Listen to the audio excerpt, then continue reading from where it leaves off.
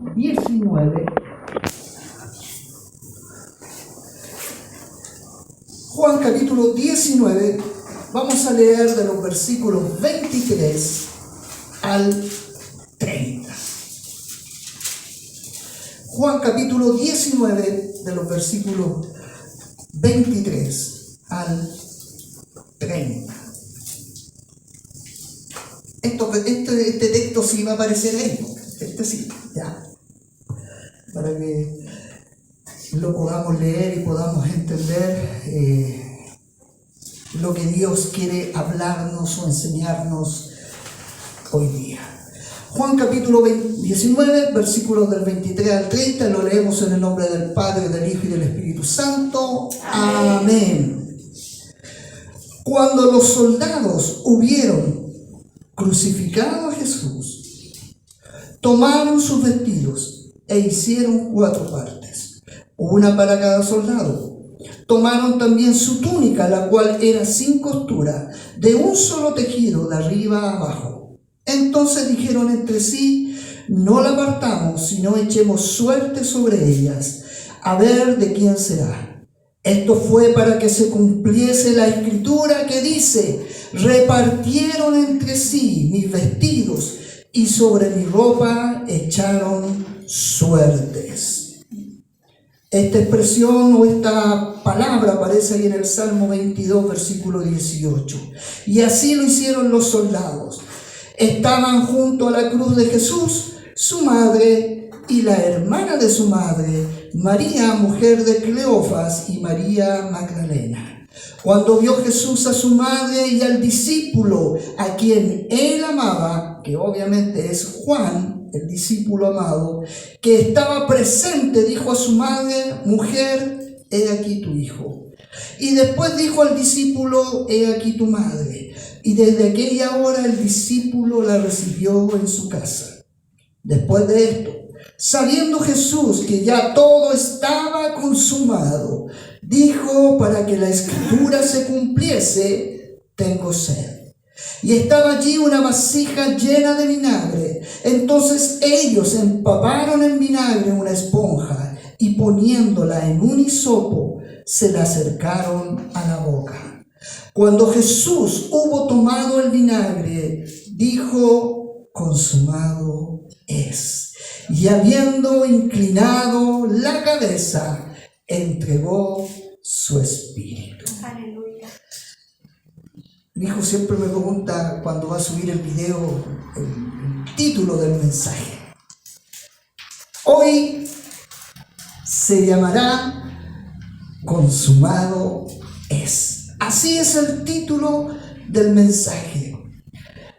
Y antes de llegar a esa expresión o al título del mensaje, aquí, hermanos míos, estamos ya llegando prácticamente al centro de lo que es la Escritura, al Evangelio mismo. Y usted va a decir: pero ¿cómo va a ser el centro de la Escritura? Toda la Escritura, desde Génesis hasta Apocalipsis, nos habla de Cristo, de su sufrimiento, de su sacrificio, para que nosotros pudiéramos alcanzar lo que es la salvación.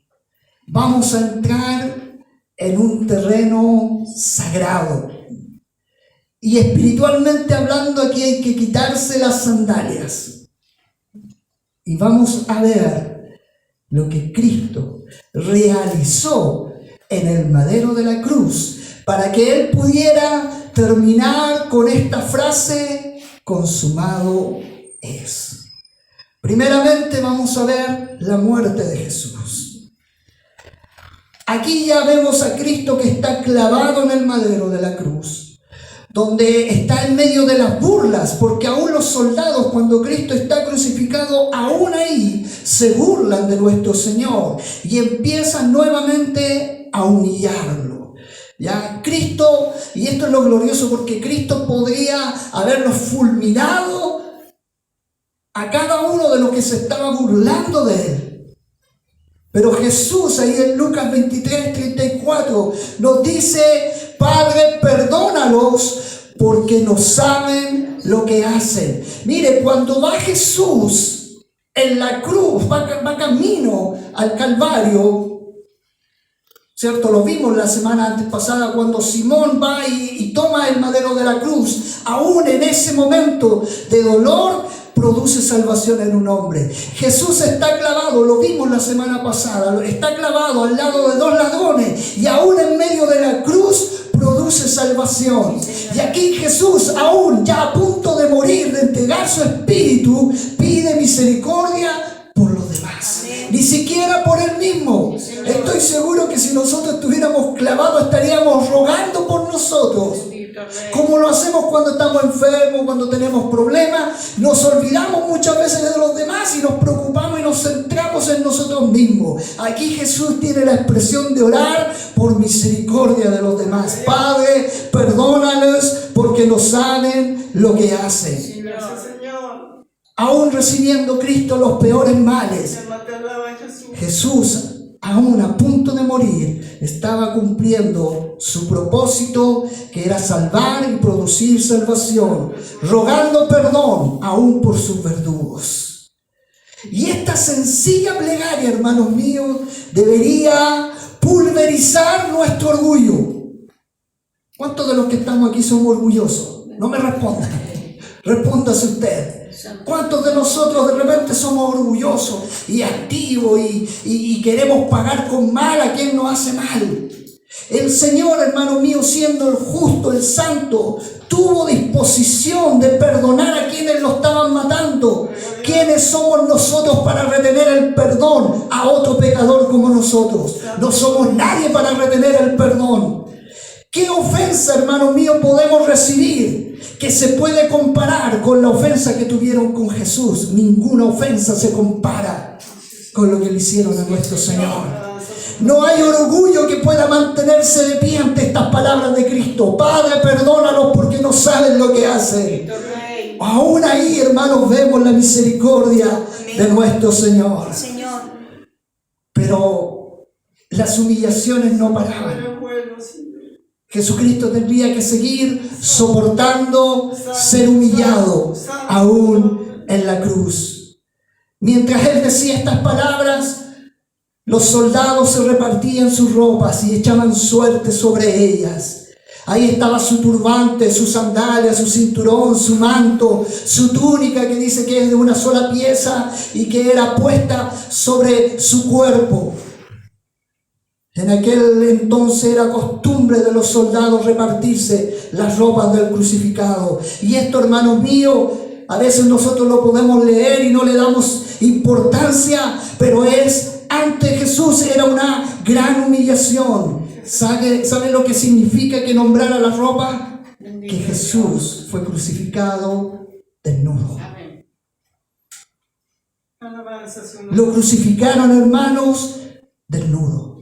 Y en estos tiempos vamos a decir, ¿qué tiene que lo crucifiquen desnudo? No tiene nada, no le damos como mayor importancia. Estamos ante una sociedad, hermano, una cultura prácticamente pornográfica. La desnudez del cuerpo se presenta como una forma de liberación, un derecho. Los carteles publicitarios para llamar la atención muestran mujeres y hombres desnudos.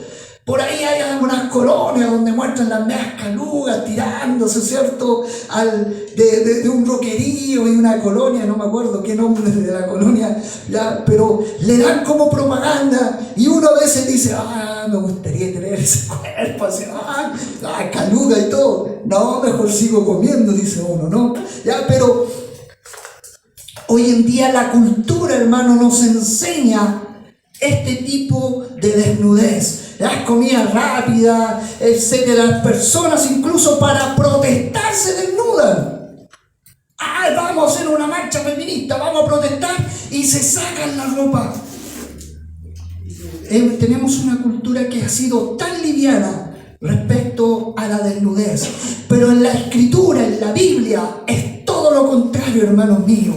La Escritura, la desnudez es un símbolo de gran vergüenza y humillación. Así es, Señor. Tanto así que de las primeras desnudez que aparece en la Escritura con Adán y Eva, Dios tiene misericordia. Cuando ellos se ven desnudos, ¿qué es lo que ocurre?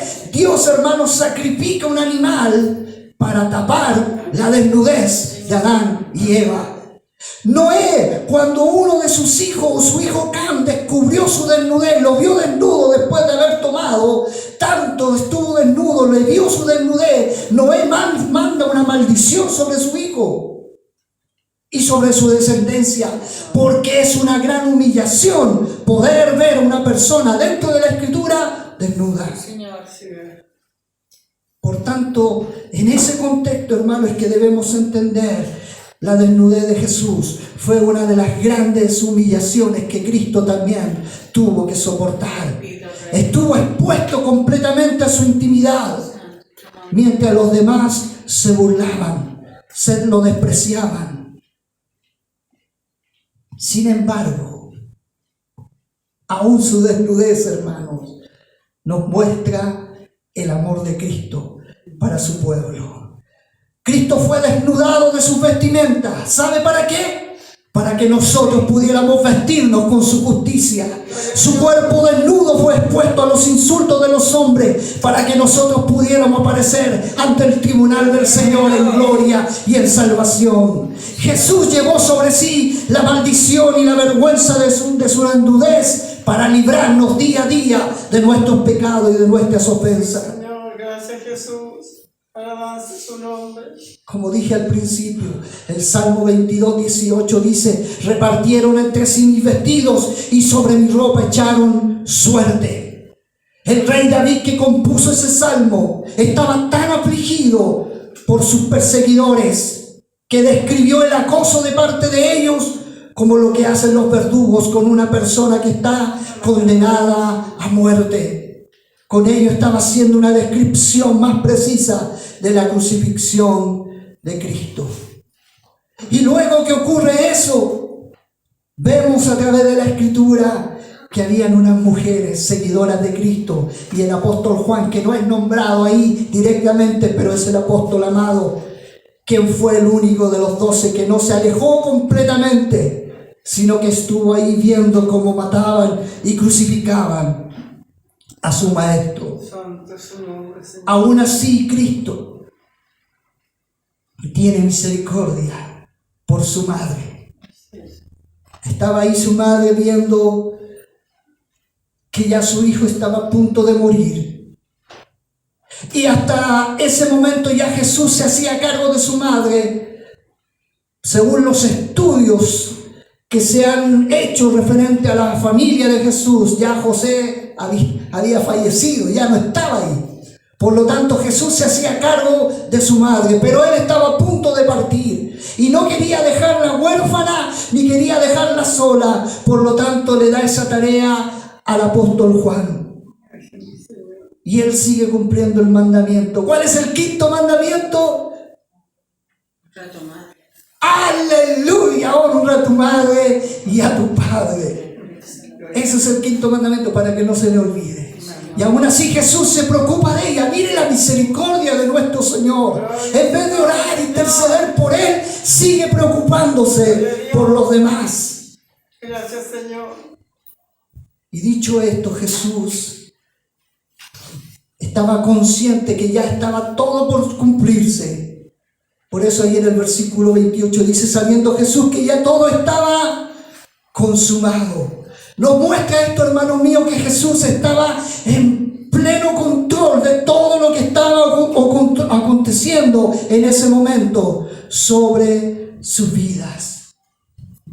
Y él dice una expresión. Yo les decía ayer a los hermanos, a veces hay que fijarse en los detalles, porque los detalles de la Escritura nos hablan y nos muestran aún la misericordia de Dios. Sí, Él usa la palabra tengo sed. Y uno al leer el texto dice, ¿qué importa que tenga sed? A lo mejor nos puede parecer insignificante o algo demasiado cotidiano. Es obvio que va a tener sed. Pero Cristo, hermano, vino a cumplir toda la palabra. Y el Salmo 69, 21 dice: y en mi sed me dieron a beber sangre. Tenía que cumplirse esa profecía. Este celo de Cristo por la Escritura, hermano, también debería ser nuestro celo. de que todo lo que dice la Escritura nosotros podamos cumplirlo.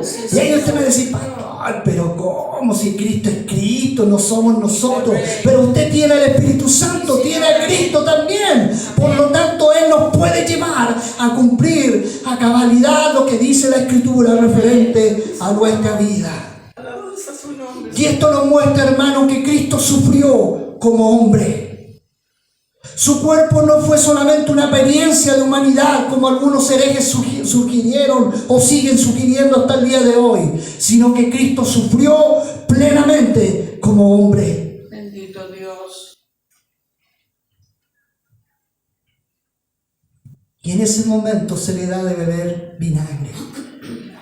Algo que es completamente incapaz de quitar la sed, que solamente iba a producir más desesperación. Recuerden que Cristo está golpeado, está crucificado, está molido. Cristo antes había rechazado el vino mezclado con mirra que le ofrecieron cuando iba camino al Calvario. Ese era un sedante solamente para poder aminorar los dolores. Pero Cristo escogió, hermanos, beber la copa del sufrimiento, de la ira de Dios por completo, y lo hizo solamente para que usted y yo pudiéramos ser salvos. Gracias, Padre. Y viene el segundo punto. Jesús cumple todo su ministerio. Cristo bebió el amargo vinagre. Pero ante todas esas cosas, Él bebió la amarga y dolorosa ira, la copa de ira de su Padre.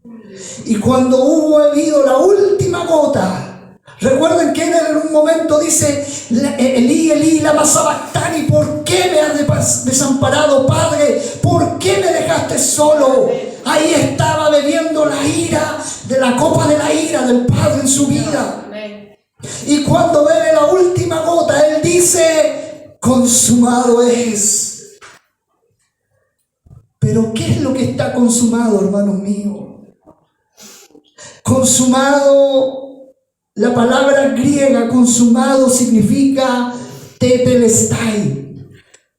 Hoy día los tenía locos a mi hijo y a mi esposa escuchando esa palabra, porque veíamos en el griego y el que estaba hablando tetelestai para allá, tetelestai para acá. ¿Y qué?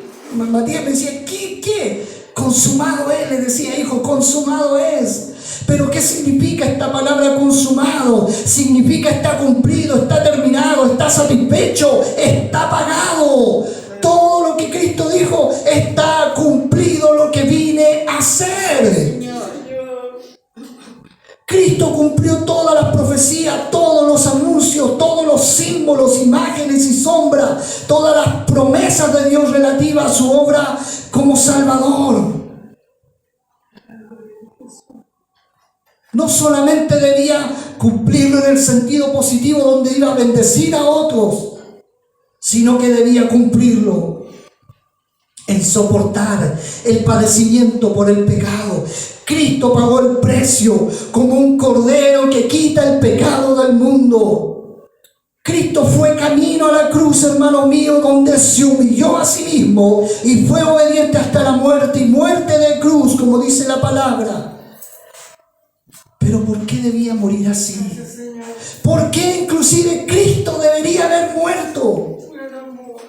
Porque Romanos 6:23 dice, la paga del pecado es muerte. Y como Él tenía que pagar por cada uno de nosotros, debía morir en la cruz para que usted y yo pudiéramos alcanzar salvación. Amén.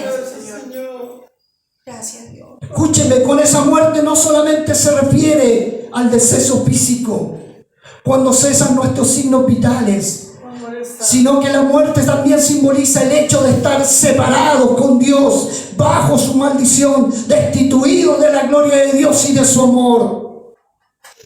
Por lo tanto, Cristo, hermano, cuando dice consumado es, Dios le está diciendo, está pagado. Todo el pecado de ellos está pagado. Lo pagué yo en la cruz, con mi vida, con mi muerte. En consecuencia, Cristo no solo cargó con nuestro pecado, sino que Él se hizo pecado. Segunda de Corintios 5:21 dice: al que no conoció pecado, por nosotros lo hizo pecado, para que nosotros fuésemos hechos justicia de Dios en Él. Dios, hermanos, produjo o insistió en que Cristo se hiciera pecado para que usted y yo pudiéramos ser salvos. Él no tenía pecado en sí, pero se hizo pecado para que usted y yo no pagáramos esa deuda que sí deberíamos haber pagado. Cristo se hizo maldición.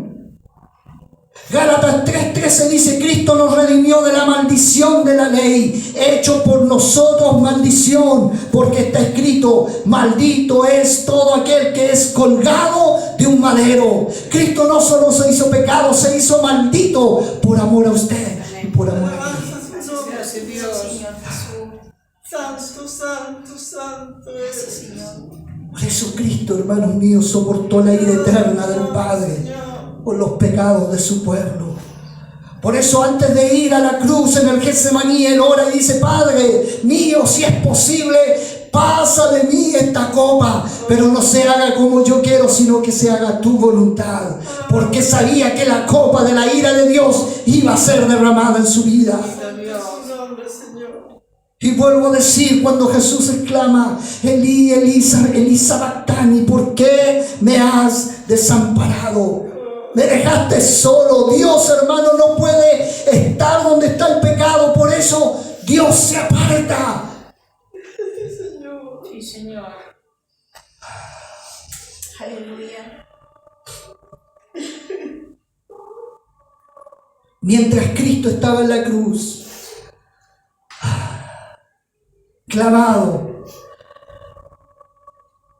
estaba el conflicto mortal con el pecado. Satanás riéndose, burlándose de Él a través de los que estaban ahí. El corazón de Cristo estaba quebrantado. Sus miembros estaban dislocados. El cielo lo abandona. La tierra lo desampara. Los discípulos, los que eran amigos de Él, salen huyendo. Lo dejaron solo. Me imagino Cristo mirando para todas partes y no hay nadie que le ayude. No hay nadie que pueda compartir su pena. Pisa Él solo el lagar. Pero Él sigue adelante hasta beber la última gota de la ira de Dios. Que cuando bebe la última gota, Él dice: consumado es. Y esto que para muchos es doloroso y angustioso y a veces lloramos cuando vemos la obra de Cristo en la cruz, es un grito de victoria en medio de la agonía, hermanos míos. La obra ha sido cumplida, el precio ha sido pagada, la deuda ha sido saldada, el sufrimiento ha sido padecido, la justicia ha sido satisfecha, la ira ha sido aplacada, como lo vimos ayer. Hermanos míos, Cristo murió en la cruz para que la ira de Dios fuera aplacada sobre nuestras vidas. Amén. La cruz del condenado ahora se transforma en el altar del Cordero. El sufrimiento del crucificado se transforma en la obra del Redentor. La corona de espina da paso a la corona del Rey de Reyes. El pueblo que estaba bajo condenación ahora pasa a ser llamado la asamblea de los redimidos. El varón de dolores ahora puede ser aclamado como el alfa, el omega, el primero y el último, quien era y quien ha de venir. Santo eres, Señor. Santo, santo, santo. Y con esa convicción Él dice: Padre, en tus manos encomiendo mi espíritu. Y dicho eso, expiró. Nadie le quitó la vida a nuestro Señor. Él la entregó. Amén. Cálmate, alaba, Jesús.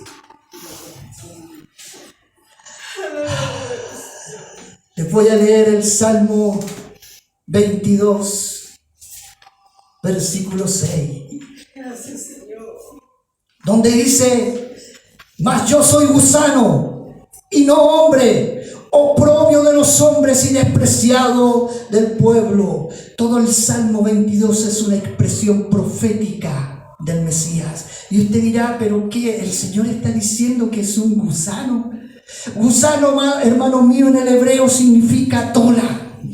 Y tola, hermano mío, era un insecto que era aplastado. Y cuando era aplastado, botaba una tinta roja para teñir los tejidos, la ropa. O sea, cuando Cristo es aplastado, su sangre derramada tiñe nuestros corazones de salvación, de perdón, de amor, de misericordia.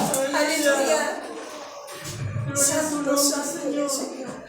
santo, santo. ¿Qué fue consumado? 3 cosas solamente les voy a decir. Poderoso su nombre, Señor. ¿Qué fue consumado? Gracias por su gran amor y misericordia. Hebreos capítulo 1, versículo 3. Gracias, Señor. Dice así: el cual, siendo el resplandor de su gloria y la imagen misma de su sustancia, y quien sustenta todas las cosas con la palabra de su poder, habiendo efectuado la purificación de nuestros pecados por medio de sí mismo, se sentó a la diestra de la majestad en las alturas. Cuando yo le dije esto a mi esposa y a mi hijo, se rieron de mí, pero ahora no me voy a reír de ellos, pero entiendo su risa. Yo les preguntaba en la mañana: hijo, amor, ¿por qué no había silla en el templo? Para que no se sentaran, pues. Obvio. Hermano mío, en el Antiguo Testamento estaban los sumos sacerdotes colocando sacrificio constantemente para intermediar por el pueblo. Por eso no había sillas, porque no había tiempo para sentarse, no había tiempo. Ellos estaban constantemente, hacía uno un sacrificio, venía otro, hacía otro, para que Dios pudiera, hermano mío, tener misericordia del pueblo. Pero Hebreo 1:13 dice que Jesucristo hizo un sacrificio y se sentó a la diestra, porque ya no había nada más que hacer, porque ese sacrificio fue suficiente para que usted y yo pudiéramos ser perdonados, salvados y limpiados de nuestros pecados. Gracias, Señor. Gracias, Dios. Consumado es que se acabaron los sacrificios. Ya no hay más sacrificio. Jesucristo fue el único quien pudo, a través de su sacrificio, hermano mío, vencer lo que es el pecado y la maldad sobre nuestras vidas. Aleluya. Gracias, Señor. Gracias, Señor. Gracias, Dios. Su amor es suyo. Consumado, que se acaban los sacrificios. Lo segundo, y aquí tienen que hacer, no aplaudir, decir gracias, Señor, moverse, no sé, a saltar las sillas para arriba. Tienen que hacer algo, porque cuando yo lo entendí, hermanos míos, daba gracias al Señor. Les voy a leer Romanos capítulo 8, versículos del 33 al 39. ¿Quién acusará a los escogidos de Dios? Dios es el que justifica. ¿Quién es el que condenará? Cristo es el que murió, más aún el que también resucitó, el que además está a la diestra de Dios, el que también intercede por nosotros. ¿Quién nos separará del amor de Cristo? Tribulación o angustia o persecución o hambre o desnudez o peligro o espada, como está escrito: por causa de ti somos muertos todo el tiempo, somos contados como ovejas de matadero. Antes, en todas estas cosas somos más que vencedores por medio de aquel que nos amó, por lo cual estoy seguro de que ni la muerte, ni la vida, ni los ángeles, ni principados, ni potestades, ni lo presente, ni lo porvenir, ni lo alto, ni lo profundo, ni ninguna otra cosa creada nos podrá separar del amor de Dios que es en Cristo Jesús. ¿Sabe cómo se llama Satanás? El acusador. Lo vimos ayer. ¿Quién es el que acusa? Dios es el que justifica. Ha quedado destronado, ha quedado derrotado. Cuando Cristo dice consumado es que Satanás, hermano, Cristo le propone una derrota tremenda sobre su vida y sobre sus legiones. No hay, hermano, poder poder de Satanás sobre su vida o sobre nuestra vida. Escúchelo bien, no hay poder, porque su poder fue derrotado en la cruz del Calvario Amén, amén. por nuestro Señor. Santo, santo. Gracias, Y usted Señor. me va a decir, ay pastor, ¿y cómo esos hermanitos que dicen que Satanás lo puede atormentar, lo puede buscar, le puede meter miedo, lo puede asustar, pero no tiene poder sobre usted? Porque el poder que usted tiene no es suyo, proviene de Dios a través del Espíritu Santo.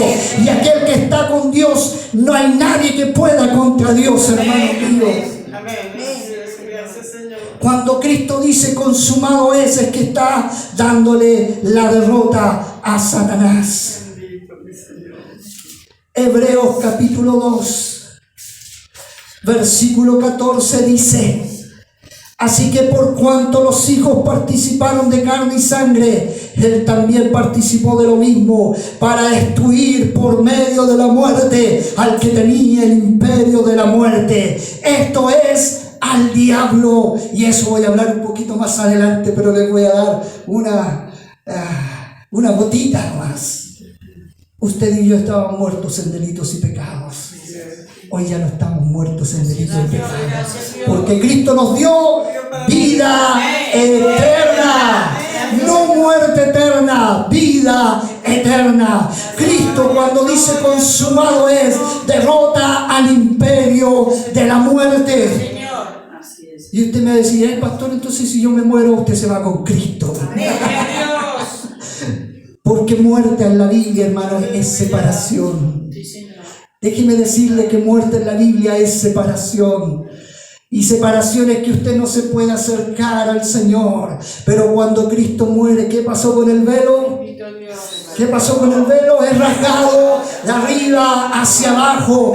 No se podía rasgar ese velo porque era muy alto, era muy pesado. La única forma de hacerlo tira, que un hombre lo hiciera tira, era de abajo hacia arriba, porque el templo era muy alto, no se podía colgar. Por eso la Escritura dice que solamente a través del sacrificio de Cristo es que el velo, hermano, que significaba la separación entre Dios y el hombre, fue rasgado. Ya no hay separación. Ahora usted puede clamar a Dios, puede acercarse a su presencia confiadamente. No necesita intermediarios.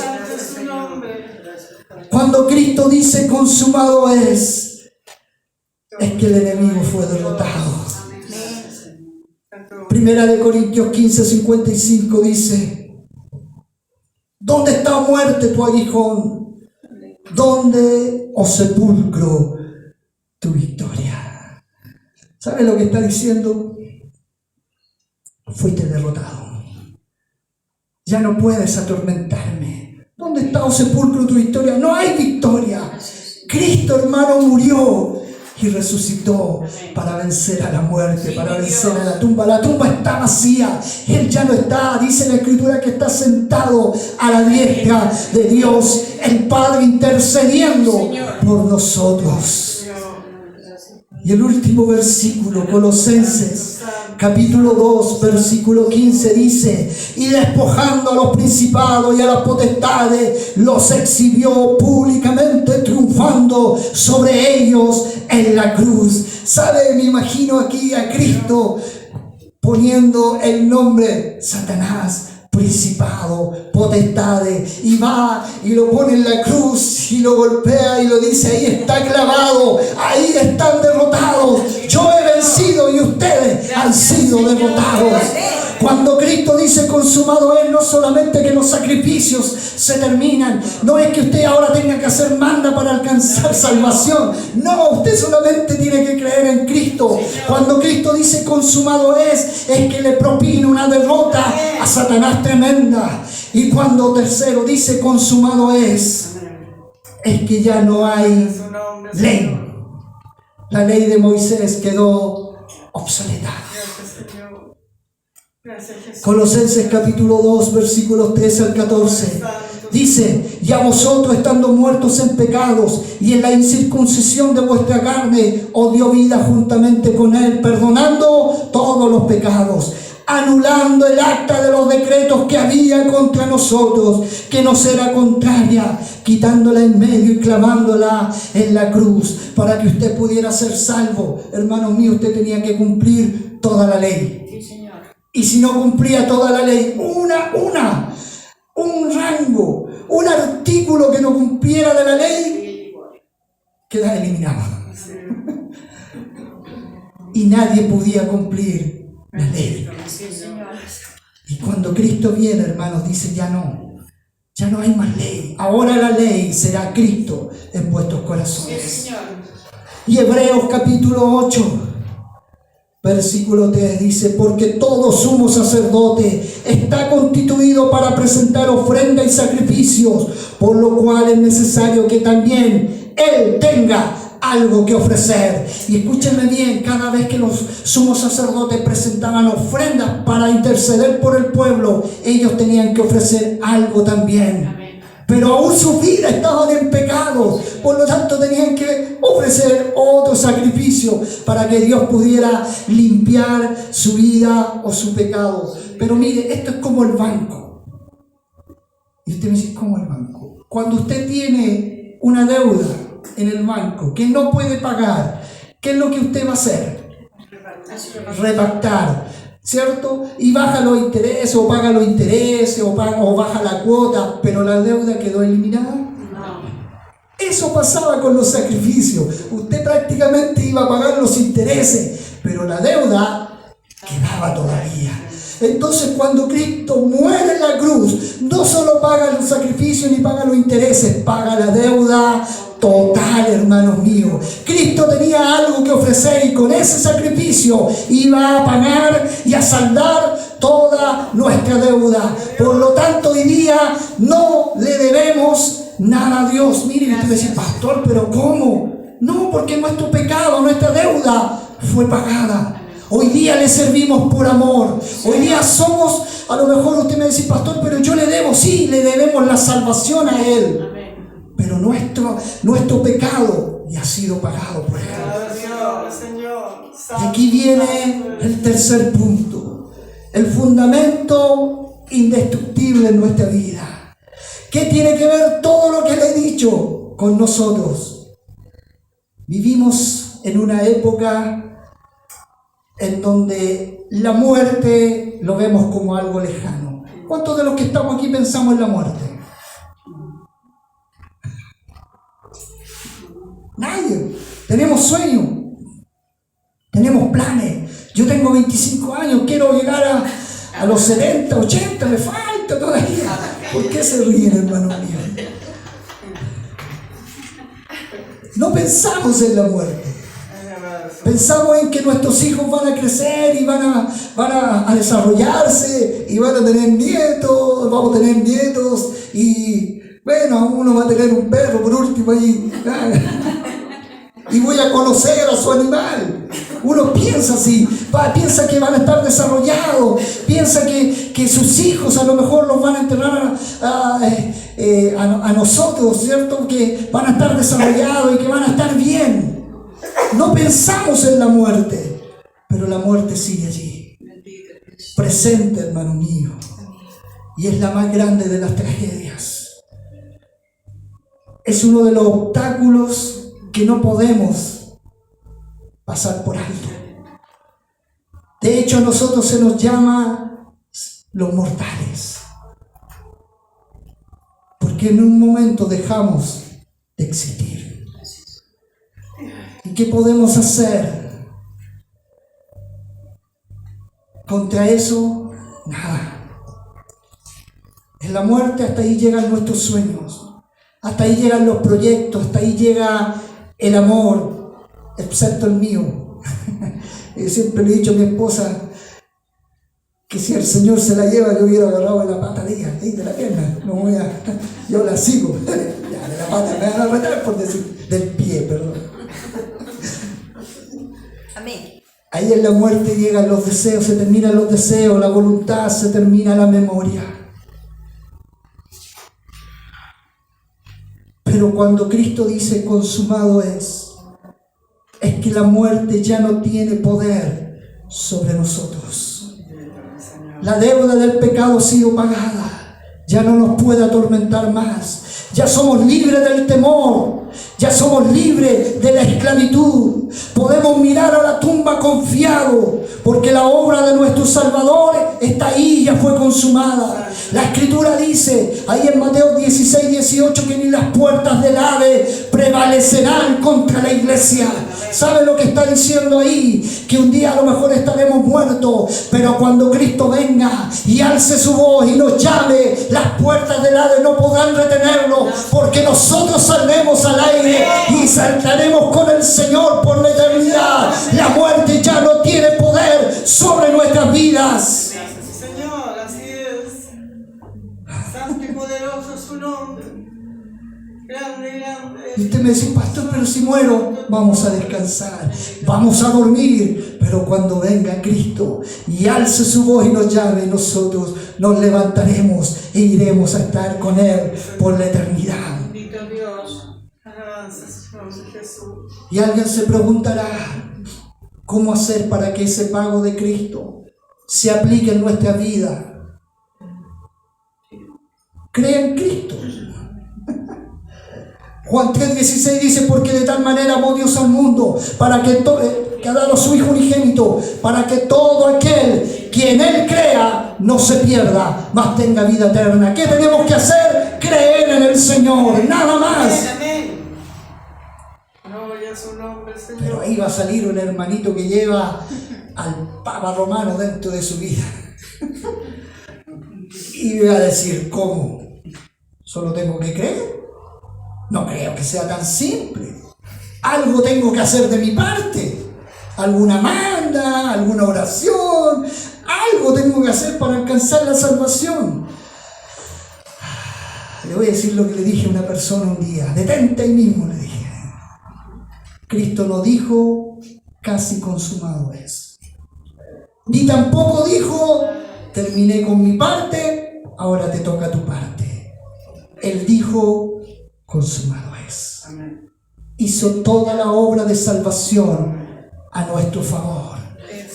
Y si alguien dice, algo tengo que hacer para alcanzar eso, déjeme decirle que la Escritura a nosotros nos enseña que aún nuestras mejores obras están contaminadas por el pecado. No hay nadie que haga lo bueno. No hay nadie, hermanos míos, que haga lo correcto, lo bueno. Aún nuestras propias obras están en pecado delante de Dios.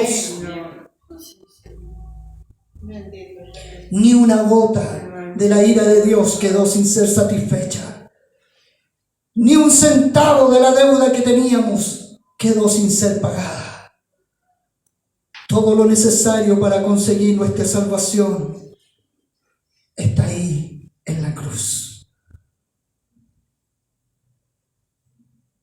Hebreos 10:14 dice, con una sola ofrenda hizo perfectos para siempre a los santificados. Con su sacrificio Cristo logró lo imposible, que los pecadores sean hechos perfectos para siempre delante de Dios. Los impíos, nosotros hemos sido santificados. Un día éramos inmundos, hemos sido lavados. Un día fuimos enemigos de Dios, ahora somos reconciliados. Y más encima nos da el ministerio de la reconciliación a la iglesia. Eso es lo que hizo Cristo cuando dijo, consumado es. Señor. Hermano, un día nosotros andábamos sin Dios y sin pueblo en este mundo, pero el Señor abrió un camino y nos dice lo que dice Hebreos 4:16: acerquémonos pues confiadamente al trono de la gracia para alcanzar misericordia y hallar gracia para el oportuno socorro. Cuando Cristo dice consumado es que su obra fue aceptada y fue completa.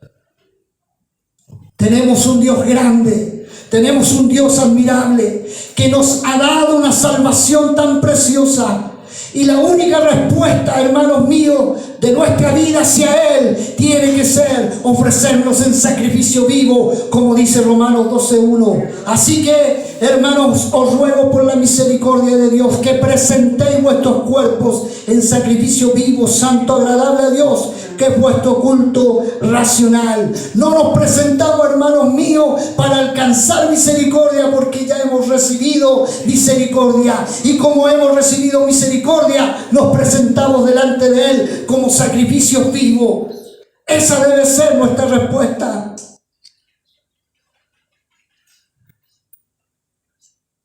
Nada nos puede separar de su amor.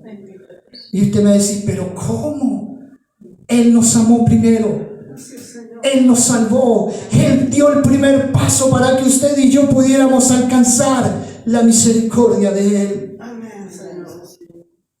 Cuando estemos a punto de pecar o de caer en la tentación, recordemos que fue nuestro pecado lo que hizo necesario un Salvador. Lo que hizo que fue necesario que Cristo fuera a la cruz fue nuestro pecado. Por lo tanto, temblemos cuando vayamos a pecar y digamos no. Porque esa desobediencia, ese pecado fue lo que produjo que Cristo fuera a la cruz.